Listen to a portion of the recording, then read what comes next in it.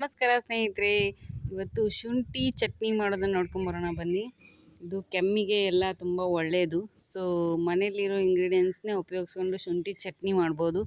So ಮನೆಯಲ್ಲೇ ಶುಂಠಿ ಜಾಸ್ತಿ ಇತ್ತು. ಸೊ ಶನಿವಾರ ಸಂತೆಯೊಳಗೆ ತಂದಿದ್ದು ಶುಂಠಿ ರೀ, ಕರಿಬೇವು, ಉದ್ದಿನಬೇಳೆ, ಕಡಲೆಬೇಳೆ, ಸ್ವಲ್ಪ ಮೆಂತ್ಯಕಾಳು, ಜೀರಿಗೆ, ಸ್ವಲ್ಪ ಬೆಳ್ಳುಳ್ಳಿ. ಸೊ ಇದಿಷ್ಟು ಬೇಕಾಗುತ್ತೆ. ಸ್ವಲ್ಪ ಒಂದು 4-5 ಒಣಮೆಣ್ಸಿನ್ಕಾಯಿ. ನೀವು ಖಾರ ಎಷ್ಟು ಬೇಕೋ ನೋಡ್ಕೊಂಡು ಜಾಸ್ತಿ ಕಡಿಮೆ ಮಾಡ್ಕೋಬೋದು.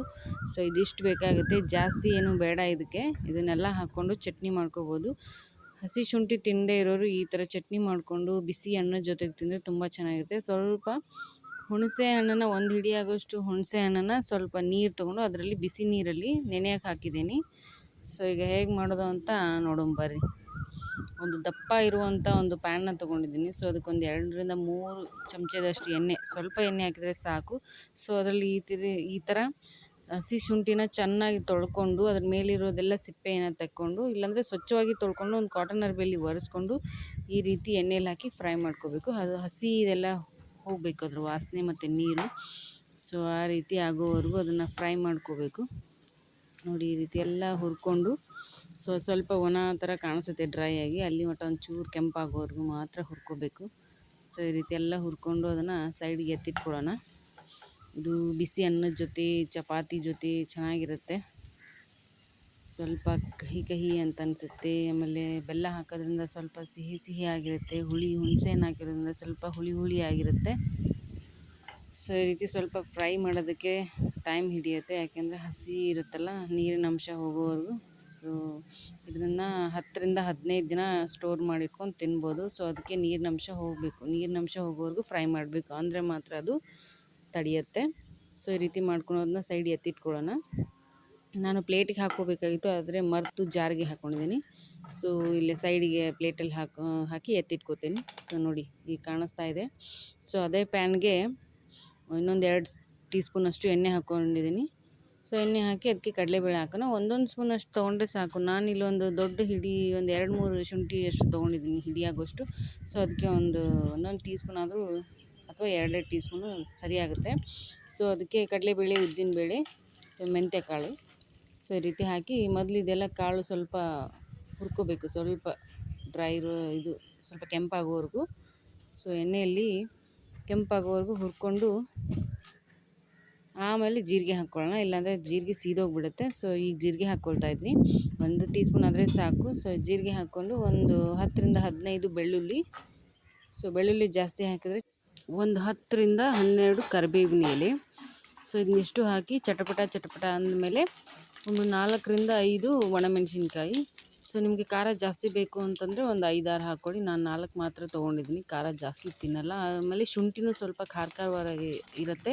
ಸೊ ಅದಕ್ಕೆ ಸ್ವಲ್ಪ 4 ಹಾಕಿದ್ರೆ ಸಾಕಾಗುತ್ತೆ. ಸೊ ನೋಡಿ ಶುಂಠಿ ಎಲ್ಲ ಆರಿದೆ. ಸೊ ಇದನ್ನ ಪ್ಲೇಟಿಗೆ ಎತ್ತಿಟ್ಕೊಂಡ್ಬಿಟ್ಟಿದ್ದೀನಿ. ಆಮೇಲೆ ನೋಡಿ ನಾವೇನು ಬೇಳೆ ಎಲ್ಲ ಒಣಮೆಣಸಿನ್ಕಾಯಿ ಹುರ್ಕೊಂಡಿದ್ವಿ, ಸೊ ಇದೆಲ್ಲ ಆರಿದೆ. ಇದನ್ನು ಫಸ್ಟು ಜಾರಿಗೆ ಹಾಕ್ಕೊಳ್ಳೋಣ. ಈಗ ನಾನು ಅದೇ ಜಾರಿಗೆ ಸ್ವಲ್ಪ ಬೆಲ್ಲ ಹಾಕ್ತಾಯಿದ್ದೀನಿ, ಒಂದು 2-3 ಚಮಚದಷ್ಟು ಬೆಲ್ಲ. ಅದನ್ನು ನಾನು ಸೈಡ್ ಎತ್ತಿಟ್ಕೊಂಡ್ಬಿಟ್ಟಿದ್ದೀನಿ. ಸೊ ಇದಕ್ಕೆ ಈಗ ಸ್ವಲ್ಪ ಬೆಚ್ಚಗಿರುವಾಗಲೇ ಸ್ವಲ್ಪ ಹಿಂಗೆ ಹಾಕಬೇಕು, ಒಂದು ಚಿಟಿಕೆ ಆದರೆ ಸಾಕು ಹಿಂಗು. ಸೊ ಈಗ ಅದು ಹಾಕಿದಾದ್ಮೇಲೆ ಎಲ್ಲ ಚೆನ್ನಾಗಿ ಕಲಸಿ ಆರಾದಮೇಲೆ ಸೊ ಹಾಕ್ಕೊಳ್ಳೋದು ಜಾರಿಗೆ. ಸೊ ಈಗ ಸ್ವಲ್ಪ ಉಪ್ಪು, ರುಚಿಗೆ ಎಷ್ಟು ಬೇಕೋ ಅಷ್ಟು ಉಪ್ಪು ಹಾಕ್ಕೋಬೇಕು. ಸೊ ಅದನ್ನ ಪ್ಲೇಟಿಗೆ ನಾನು ಎತ್ತಿಟ್ಕೊಂಡಿದ್ದೀನಿ. ಫಸ್ಟ್ ಇದೇನು ಬೇಳೆ ಇದೆಯಲ್ಲ, ಇದೆಲ್ಲ ಡ್ರೈದು ಮೊದಲು ಹಾಕ್ಕೊಳ್ಳೋಣ. ಸೊ ಹಸಿ ಶುಂಠಿ ನಾವು ಮೊದಲೇ ಹಾಕ್ಕೊಂಡ್ಬಿಟ್ರೆ ಇದೆಲ್ಲ ಪೌಡ್ರ್ ಆಗೋದಿಲ್ಲ. ಸೊ ಅದಕ್ಕೆ ಇದನ್ನೆಲ್ಲ ಮೊದಲು ಪೌಡ್ರ್ ಮಾಡ್ಕೊಂಬಿಡೋಣ. ಸೊ ಮೊದಲು ಅದಕ್ಕೆ ಇದನ್ನು ಹಾಕ್ತಾಯಿದ್ದೀನಿ. ಇದನ್ನೆಲ್ಲ ಮೊದಲು ಜಾರಿಗೆ ಹಾಕ್ಕೊಂಡು ಸ್ವಲ್ಪ ತರಿಯಾಗಿ ಮಿಕ್ಸಿ ಮಾಡ್ಕೊಂಬರೋಣ್ರಿ.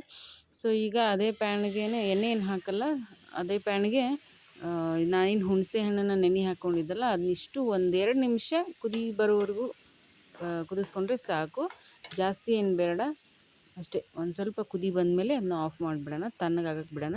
ಸೊ ಈಗ ಜಾರಿಗೆ ಹಾಕಿದ್ದು ಬೇಳೆನ ಪೌಡ್ರ್ ಮಾಡ್ಕೊಂಡಿದ್ದೀನಿ ನೋಡಿ, ಈ ರೀತಿ ಪೌಡ್ರ್ ಆಗಿದೆ.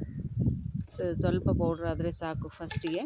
ಆಮೇಲೆ ಶುಂಠಿ ಎಲ್ಲ ಜೊತೆಗೇ ಸಣ್ಣಗೆ ರುಬ್ಕೋಬೇಕು. ಸೊ ಈಗ ಪೌಡ್ರ್ ಆಗಿದೆ. ಈಗ ನಾನು ಏನು ಹುರಿದು ತೆಗೆದಿಟ್ಕೊಂಡಿದ್ದೆ ಶುಂಠಿನ, ಬೆಲ್ಲ ಮತ್ತು ಉಪ್ಪು ಸೇರಿಸಿಟ್ಕೊಂಡಿದ್ದೆಲ್ಲ, ಸೊ ಆ ಶುಂಠಿನ ಹಾಕ್ಕೊಳ್ಳೋಣ ಈಗ. ಸೊ ನೋಡಿ ಇದನ್ನಿಷ್ಟು ಹಾಕ್ತಾಯಿದ್ದೀನಿ. ಸೊ ಹಾಕ್ಕೊಂಡು ಈಗ ಸಣ್ಣಗೆ ರುಬ್ಕೋತಾ ಇದ್ದೀನಿ. ಸೊ ಅದಕ್ಕೆ ನೀರು ಹಾಕಬಾರ್ದು, ಚೂರು ಕೂಡ ನಾವು ನೀರು ಹಾಕಬಾರ್ದು ಇದಕ್ಕೆ. ಸ್ವಲ್ಪನೂ ನೀರು ಹಾಕ್ದಾಗೆ ಹಾಗೆ ರುಬ್ಬಬೇಕು. ನೋಡಿ ಈಗ ಅದೇ ನೀರು ಬೇಕಾಗುತ್ತೆ ಸ್ವಲ್ಪ ಸಣ್ಣ ಆಗಲಿಕ್ಕೆ. ಸೊ ಅದಕ್ಕೆ ಈಗ ಅದೇನು ಹುಣಸೆಹಣ್ಣು ನಾನು ಆರಕ್ಕೋಸ್ಕರ ಇಟ್ಟಿದ್ದೆ ಎಲ್ಲ ಕುದಿಸ್ಕೊಂಡು, ಸೊ ಅದನ್ನು ಹುಣಸೆಹಣ್ಣಿನ ರಸ ಹಾಕ್ತಾಯಿದ್ದೀನಿ.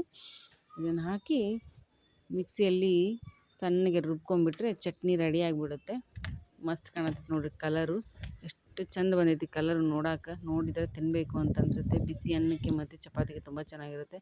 ಸೊ ಅದೇ ಪ್ಯಾನಿಗೆ 1 ಸ್ಪೂನ್ ಎಣ್ಣೆ ಹಾಕ್ಕೊಂಡಿದ್ದೀನಿ, ಜೀರಿಗೆ, ಸಾಸಿವೆ, ಒಗ್ಗರಣೆ ಕೊಡೋಣ. ಸೊ ಒಗ್ಗರಣೆ ಮಾಡಿಕೊಂಡು ಅದನ್ನ ಫುಲ್ ಆರಕ್ಕೆ ಬಿಡೋಣ. ಸೊ ಅದು ಆರಿದಾದ್ಮೇಲೆ ಈ ಶುಂಠಿ ಏನು ಜಾರಿಂದ ಇದಕ್ಕೆ ಹಾಕ್ಕೊಂಡು ಇದನ್ನು ಚೆನ್ನಾಗಿ ಮಿಕ್ಸ್ ಮಾಡಿಕೊಂಡು ತೆಗೆದಿಟ್ಕೋಬೋದು. ಸೊ ಇದನ್ನು 10 ರಿಂದ 15 ದಿವಸ ಇಟ್ಕೊಂಡು ತಿನ್ಬೋದು, ತುಂಬ ಚೆನ್ನಾಗಿರುತ್ತೆ, ಕೆಡೋದಿಲ್ಲ. ಸೊ ನೋಡಿ ಈ ರೀತಿ ಒಂದು ಬಟ್ಲಲ್ಲಿ ಹಾಕಿಟ್ಕೋಬೋದು ಒಂದು 2-3 ದಿವಸ ತಿನ್ನೋದಾದರೆ, ಅಥವಾ ಒಂದು 8-10 ದಿನ ಈ ಥರ ಸ್ಟೋರ್ ಮಾಡಿ ಇಟ್ಕೊಂಡು ತಿನ್ನೋರಾದರೆ ಒಂದು ಏರ್ ಟೈಟ್ ಕಂಟೈನರ್ ಅಂತಾರಲ್ಲ, ಗಾಳಿ ಆಡದೇ ಇರುವಂಥ ಡಬ್ಬದಲ್ಲಿ, ಸೊ ಆ ಥರ ಡಬ್ಬದಲ್ಲಿ ಹಾಕಿ ಇಟ್ಕೋಬೋದು ಫ್ರಿಜ್ಜಲ್ಲಿ. ನೋಡಿ ನಾನು ಈ ಥರ ಡಬ್ಬದಲ್ಲಿ ಇಟ್ಕೊಂಡಿದ್ದೀನಿ. ಸೊ ವಿಡಿಯೋ ಇಷ್ಟ ಆದರೆ ನೀವು ಟ್ರೈ ಮಾಡಿ, ಲೈಕ್ ಮಾಡಿ, ಹಾಗೆ ಶೇರ್ ಮಾಡಿ.